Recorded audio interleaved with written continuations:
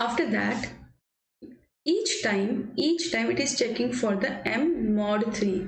So each time it will check mod 3. Mod 3 means remainder it is checking. Okay, it is dividing it and checking for the remainder. Do you think at any place the remainder is going to come 0? Here it come as a 0. When 15 is divided by 3, it will give you the remainder 0. So what this is going to execute? It is first value of m as 5. It will check. It is not true. What it will do? It will go to the else. It will check whether it is divisible by 5. So m value at the first is 5. So it is checking for the 5. Yes, it is divisible. You are going to get remainder 0 when 5 is divided by 5. So what it is going to print? Value of m. And what is the value of m? 5. In the output it will be 5. Okay, and it is going for the next value as, what is going to be the next value of 5? m 10.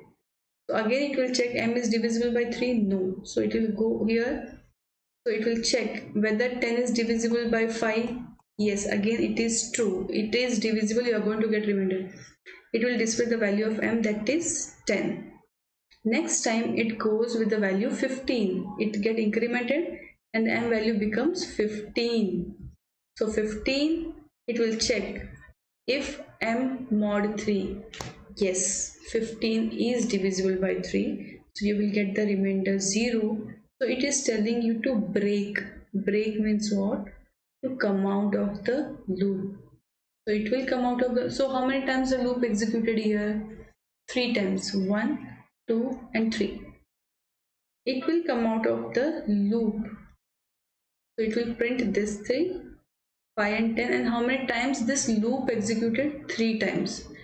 First for the 5, then for 10, then for 15 also the execution went inside. Okay, so 3 times the loop get executed here.